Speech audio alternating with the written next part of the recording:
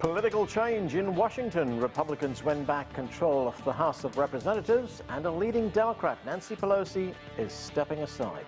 Hello, I'm Arnold Neidem, and this is The Heat.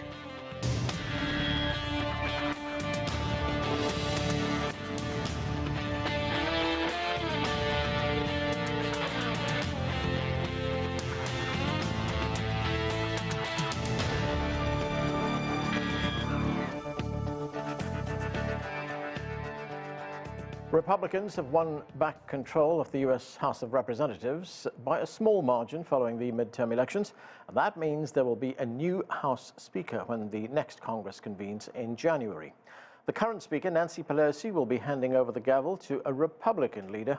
And Pelosi also announced Thursday that she will not seek re-election to lead the House Democrats in the new session. Meanwhile, another major political announcement this week. Former President Donald Trump says he is running for the White House again. So we have a lot to talk about. Let's get to our panel. Joining me now here in Washington, D.C. is Adolfo Franco. He is an attorney and Republican strategist. Also with us is Douglas Sloan. He is principal and senior political analyst at National Capital Strategy Group.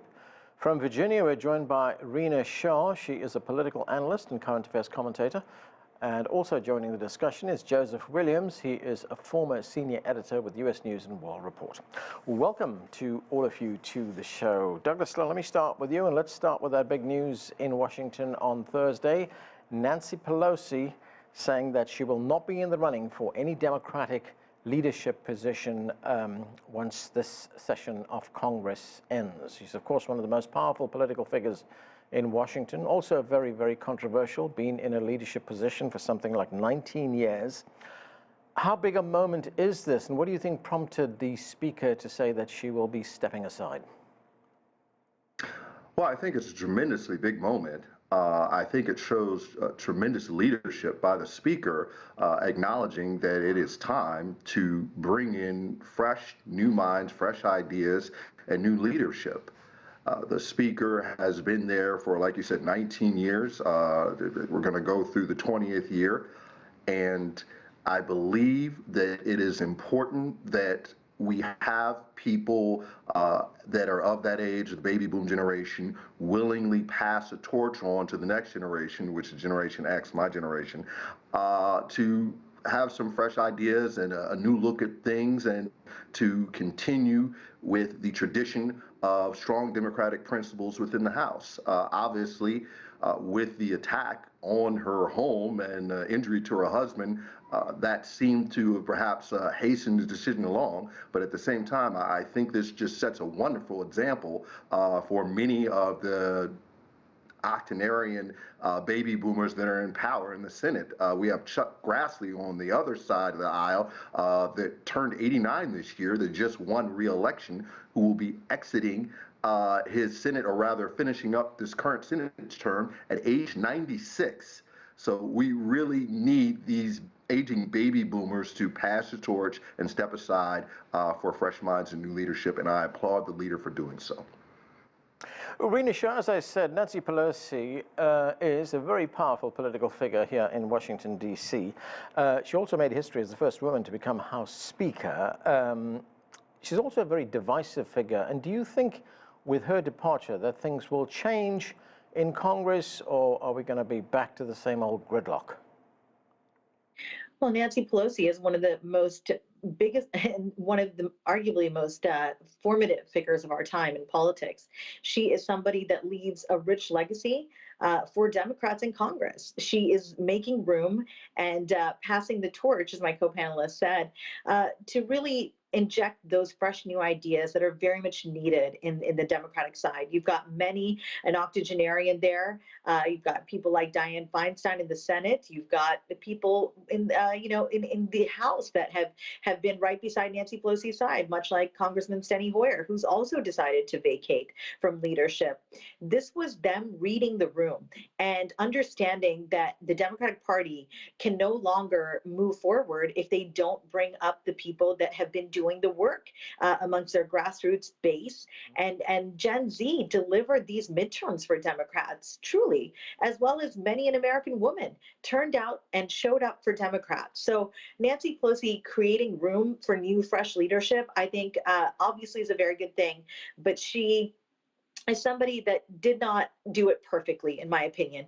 I in 2007 was a Hill staffer in a Republican office, and I remember the gavel being passed on to her. Yep. And I think that was a really incredible moment for me, because I actually had tears in my eyes to see an American woman become the first Speaker of the House. And I didn't care what her political stripes were at the time. Okay, But fast Rena, so forward, very yeah. briefly, what's her legacy? Well, it's one thing I think that she could have done to make her legacy richer was to ban insider trading for members of Congress. That's something she was unwilling to do. But she leaves behind the memories of somebody that was always willing to hear the other side, somebody that was able to get her caucus in line, able to wave off the very far left portion of it. And I think that speaks volumes about who she is. And I hope that whoever comes after her, Hakeem Jeffries is going to be in the leadership now, somebody who's 30 years younger to her, it seems. I think they should take note and carry on that legacy of being somebody that, again, brings up the lower part of the party, newer, fresh blood. Adolfo Franco, now that Republicans have taken control of the House of Representatives, what can we expect from the Republicans? I mean, there's already been talk of hearings, of investigations. What's going to happen? Well, first, I think it's important in this program to recognize that Douglas, my friend Douglas, called this election spot on 2 weeks ago, and I have to congratulate him. He was the person that said this was going to be far closer and the Democrats going to do far better than expected, and that's indeed what happened. So I think that needs to be stated for the record. In terms of moving forward on this, the fact of the matter is the president is still Joe Biden, and he is a Democrat, and the Senate will be in Democratic control, whether with 50 or 51 seats, it doesn't matter. We'll have Democrat control of the Senate. So the Republicans have control of one of the chambers.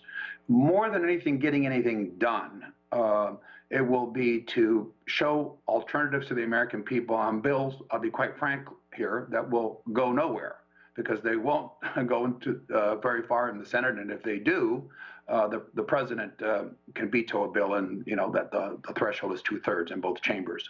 So the Democratic agenda will continue forward. However, it will pump the brakes or put the brakes on depending on bigger legislation. The idea of passing legislation, we did it through reconciliation in the Senate because it got the majority in the House.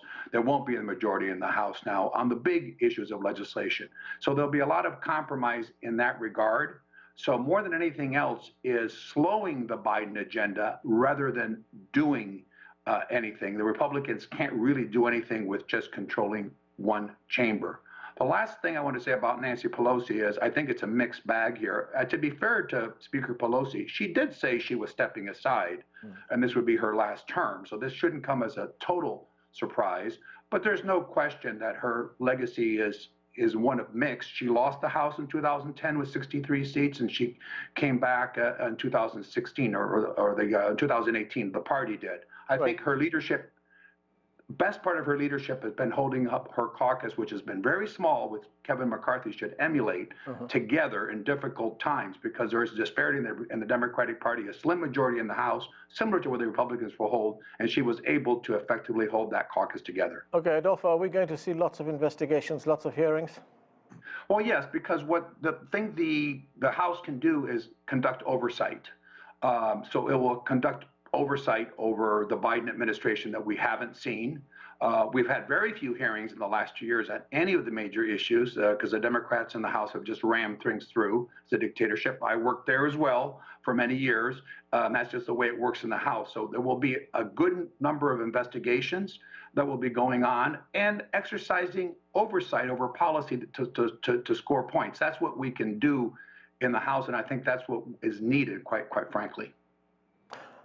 Joseph Williams, of course, there's now a divided Congress. Is this effectively now a lame duck presidency for President Biden for the next 2 years?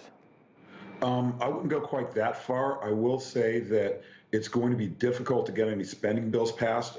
You can forget about anything like a Green New Deal or the Build Back Better Act. Those things are gone because the House has the power of the purse. I do think there will be seminal investigations. I think that people will will have the Republican caucus in the House is empowered to do such things, and they've got a lot of people in leadership that will want to execute that. However, I do think that in the Senate, the Biden agenda, particularly as it pertains to judges, is very much alive. I think they're going to try to run the table on whatever judicial nominations they can fill, and I think that's where all the action is going to be. I do think that if the House Republicans do try to have a oversight agenda and that's all they've got, I think it's going to be a turnoff for the American people, and I think they do that at their peril. I think that overreach has always been a bit of an issue. If the Democratic caucus is like herding cats, then the Republican caucus is a bit more like trying to stop a charging bull, that sometimes they get a little carried away with that sense of power. And if they do way too many investigations, then I think that's going to be a problem for them in 2024. How are Democrats going to respond to the announcement from Republicans today that one of the investigations they're going to be conducting is into President Biden's involvement in his son's business dealings? Well, I think that's going to be kind of a difficult situation for the White House to navigate. I think their tactic is probably going to be pointing to Republican overreach and how this is probably something that many families have to go through, where you have one prominent member and others kind of get put under the spotlight if they can't remain in the shadows. I think it's a risky move for Republicans. Biden, yes, has low approval ratings right now, but they're not zero. And I think the American people will have a kind of a jaundiced eye, and that might even seem like an eye for an eye, given the fact that there were so many investigations, and the January 6th investigation dragged President Trump back into the spotlight. If it is a tit-for-tat kind of situation, it's going to be very, very difficult for the Republicans to navigate that successfully. Douglas Sloan, what do you think this new Congress is going to mean for U.S. support for the conflict in Ukraine? I mean, we've already been hearing from some Republicans who say, look, it's not going to be business as usual. We're not going to be signing these checks as we have been doing in the past. And, you know, this is happening at a time when Americans are facing their own economic struggles. This can definitely present a problem for writing these checks to Ukraine. And Joe Biden has been, and the Democrats and up until this point, Congress has been very liberal in doing so.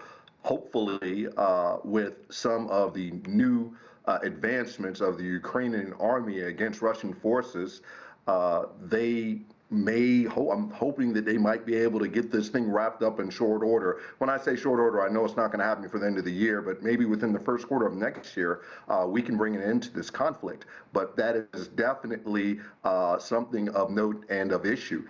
But I think more importantly, regarding your last question, the Republicans really have to frame an agenda going into the new cycle. They reacted and existed so long with just being against something and not necessarily being for anything. And I think we saw with these recent midterms, the president going in with a 40% approval rating and inflation as high as it was and gas prices as high as they were, and the Democrats still gaining a seat in the Senate and holding the Republicans to moderate gains in the House, really illustrates that the Republicans need to do some introspection in terms of what they've done, what they're doing, and how they want to move forward in this next Congress. But we're not seeing it. So they really are moving forward in that direction at their own peril. Rena Shah, Douglas Sloan just said it. I mean, if we look at this midterm election in this political climate, and we have high inflation, prices going up all around. We have a president who is not very popular. Why didn't Republicans do better? Well, I had said many weeks ago that I felt that American women were going to punish the Republican Party for the Dobbs decision, essentially the overturn of Roe versus Wade. That's the abortion decision, right? Yes. Okay. And so when we talk about abortion in the United States in the year 2022, you have to take into account that a great many American women have been to liberal arts colleges. Views on abortion have changed. Also, let's define abortion, ectopic pregnancies. Now there's a large number of American women undergoing in vitro fertilization. All those things were impacted by this decision at the court. It wasn't enough for Republicans to go back to their voters and say, hey, look, all this decision was kicking it back to the states. I felt like there was going to be punishment for that. But moreover, what I didn't hear from Republican leaders was a plan to address these high prices, global inflation hitting us, and the price of daily commodities on U.S. store shelves. 60% of the American diet is prepackaged, prepared foods. Those foods still have very high prices on the shelf. So when you ask the average American if they feel like things are getting better economically for their daily life, not many were willing to say yes in many a poll. So there was some sense that there would be punishment for the Biden administration. But again, it seemed like there were a couple of things at play here. There was a rejection of election denialism as well. That also came from the right, the abortion thing, and also feeling as if many Republicans just were not talking about solutions. It was fine to scream about crime, public safety, and to also talk about the Democrats' failure with our southern border. Yeah. But there were, again, party of no types of rhetoric out there from coast to coast. So Rena, Douglas makes a good point there, doesn't he? That Republicans now have to frame a program, frame an agenda, rather than just go around scoring political points. I would love for Republicans to talk about how to strengthen the American family again. Many American families are no longer having children. And you meet young couples all the time that say the price of having a child is too much. You talk about people worried about also other countries and our relationship with them. And President Xi met with Biden the other day. Was that a harbinger of new cooperation? Is that going to usher in a new era of how America is viewed on the global stage? We are tired of Washington politics as usual. When I say we, I'm talking about the large number of Americans who are frustrated with the political parties giving into their extremists, and in general, not talking about the issues that are impacting our daily life. Other things such as energy independence and education as well. Right. Adolfo Franco, the other big news that dropped this week, President Trump announcing that he will be running again for president in 2024. Let's listen to what he had to say. In order to make America great and glorious again, I am tonight announcing my candidacy for President of the United States. So there we had it there, Adolfo. But Trump appears to have lost the support of some of his former allies. If we look at some of the reaction we got the day after he made that announcement, the New York Post, for one, he's lost their support, and he has been blamed for Republican losses in the midterm election. And there's also the question of whether his donors will come through. What are his chances? I think his chances are good to win the nomination. I don't know how many times Donald Trump's political obituary has been written in the last 6 years. And he's risen from the dead or near dead, however you want to characterize it. So I think calling him or writing him off is wrong. It's a big mistake. Polling indicates he remains the far favorite among Republicans. I'm talking about the Republican Party nomination now. Among Republicans, there is a base that he has that is wildly enthusiastic about him personally. And of course, his policies are embraced by all the other candidates that would be likely contenders, such as Governor DeSantis, among a couple of others. They're all Trumpists, put it that way. They embrace the Trump agenda. If you listen to Governor DeSantis's victory speech, that could have been but Donald Trump speaking. This is Florida's where wokeism comes to die. So I think he's likely to be a very, very strong and the likely nominee.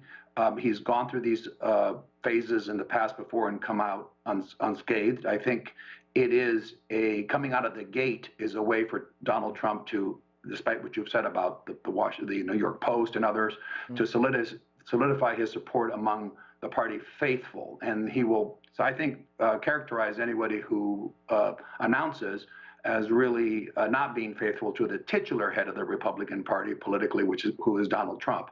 Keeping in mind that, of course, he vanquished 16 other candidates in 2016, conventional candidates that we all thought would be, a number of them had the advantage. I have to say something just quickly. I agree largely with what Rena said about the election results. They were largely based on this abortion issue.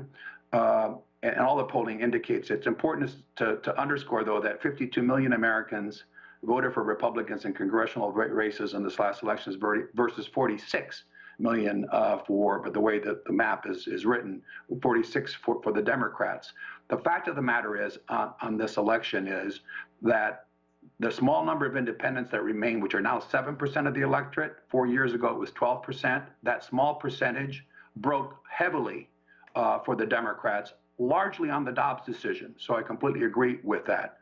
However, this idea that investigations and standing for something, for 4 years, the Democrats, all they did was attack and investigate Donald Trump. Yeah. From the Mueller investigation to the impeachments and all of his opposition and investigation, nobody called it overreach then. So overreaching seems to only apply to Republicans. Yeah. But the fact of the matter is that's all the Democrats have stood for. I think there will be a Republican agenda. I agree with Rena on that those issues will be before the Congress. Yeah. But if these investigations lead to something, including potentially indictment of Hunter Biden, that's what's been reported, he's under investigation by the Justice Department, yeah, then I think these stories will have legs and hurt the Democrat Party and Joe Biden. Joseph Williams, getting back to Donald Trump and that announcement, it's true, his political obituary has been written several times, but what does this tell us about Democrats? As Adolfo just pointed out, they've held multiple hearings on the January 6th events, 4-year-long investigation into Russian collusion.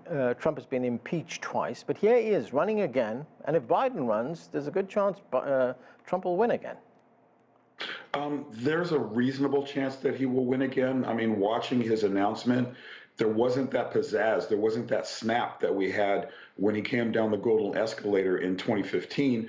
It appeared to this observer, to me at least, that he had lost a step, that perhaps his enthusiasm was not, the enthusiasm gap might be between the 2020 model of President Trump and the 2022 model of President Trump. He seemed to not have that.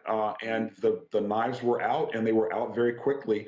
And even some of his closer advisors that you noticed, beyond the New York Post, we also had Mike Pompeo trying to stick a fork in it. You have a couple of people on the Hill saying, well, let's move on. We need to look at the future, not at the past. And I think that's one of the things that Pelosi was kind of signaling with her withdrawal from leadership, to try to draw a through line between both of those, is that many Republicans feel like it's time to turn the page. Ron DeSantis is Trump without the drama. Why wouldn't the Republican Party want to choose him? And even if we have these investigations into Trump, it wasn't like they were not justified. I mean, we did have an violence investigation. We had a president who had thousands and thousands of documented falsehoods. We had a president who was enriching himself in the White House by having Secret Services stay at his hotel. We did have legitimate information from Russia that there was at least a preponderance of evidence that could call for an investigation. It ultimately led to the Mueller investigation, which was kind of a jump ball. And if the Justice Department had not had this rule about investigating sitting presidents, we don't know where that might have led. So I would say that the investigations that are done into the Biden administration at this point, and I'll underscore that point, at this point seem like they might be frivolous compared to all the investigations of Trump, which actually had evidence, documented evidence, investigations that proved that there were things worth investigating. Douglas Sloan, there was some speculation this week that President Biden will run again for president in 2024. I mean, if you look at the relative success that the Democrats had in the midterms, he's got the wind in his sails, and he says, look, there is no reason I shouldn't run. Would you like to see him run again? Well, conventional wisdom dictates that an incumbent always has an advantage when running for re-election. And if we are looking at the bench of Democrats that may be prepared to take the next step, there's no one that really stands out or comes to mind, to me, at least at this point. So given that he has the power of incumbency and he still has 2 years left to make improvements, to do things for the American people, to bring down inflation, to try to make a difference with gas prices, even though he doesn't have control over gas prices, could very well work to his advantage. Actually, if Trump runs, that's the one Republican candidate that I'm most comfortable with Biden running against, because they won't be able to make the ageist argument against Biden, given that Trump is only, I believe, 2 or 4 years younger than Biden. So they won't be able to make that argument. And Trump has a lot of baggage, like my co-host Douglas, just pointed out. I get your point about incumbency, but are you not concerned about Biden's ability to do the job, his physical ability to do it, his mental capacity to do it? Oh, no, I'm not worried about that at all. The Biden hasn't shown he has ringing endorsements from his doctors. It's physical. He's in great shape for his age. He's shown no hint of mental decline that would be a hindrance to him doing his job. That's not something I'm concerned about at all. Like I said, I'm much more concerned with with someone outside of Trump running against Biden, like Ron DeSantis, who was Generation X in his mid-40s, able to strike that young pose and to push the whole youthful endurance narrative, as opposed to Trump coming forward with all the baggage that Trump has, with the coup d'etat, with taking 1,000 documents from the White House down to Mar-a-Lago, 100 of those marked top secret, to his tax problems in New York, to election interference in Georgia. Democrats would love to run against Trump. Okay, I want to get to Rena very quickly. Rena, I've just got about a minute left. I want to talk about Ron DeSantis. He, of course, saw that resounding victory in Florida.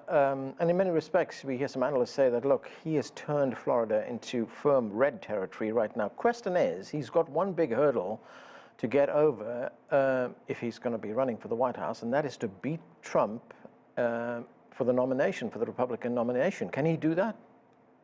Well, I hate to say we're talking about 2024 and 2022, but here we are. The presidential campaign's already begun, and we're over 700 days away from Election Day 2024. This is our reality. We've got older people in office. I couldn't be more for term limits. I'm not an ageist, but I think it is absolutely nonsensical to run either Biden on the Dem ticket or Trump on the Republican ticket. There are competent leaders, DeSantis being one of them, a former congressman, a former governor. He's done both of those jobs, a very competent executive. People I speak to on the Republican side love how he did everything during the COVID lockdown era, how he kept small businesses going. Look, for me, DeSantis is far more palatable than Trump, because in Trump's announcement the other night, you could see how nonsensical he seemed. He also seems to be suffering from cognition issues. His age is an issue. He seemed a little bit low energy to me. And also, I don't want to see the Trump show all the time. The country is ready to move on from both of these politicians, even though Biden is still in office. So I think if anybody can mount a strong ground game to Trump tomorrow, it is Governor Ron DeSantis. But I also would not count out Senator Tim Scott from South Carolina either. He's somebody to look at as well. Okay, we are going to have to leave it there. Thanks to all of you for being with us. I'm Anand Naidu in Washington, D.C. That's been The Heat. Thanks for watching.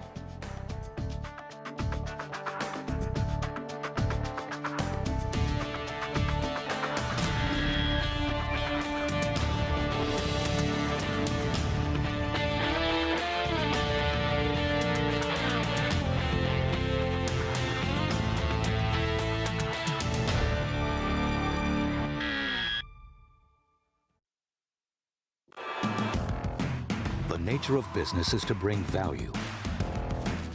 Business activities in Europe, Asia, and the U.S. reach consumers globally. Trade, manufacturing,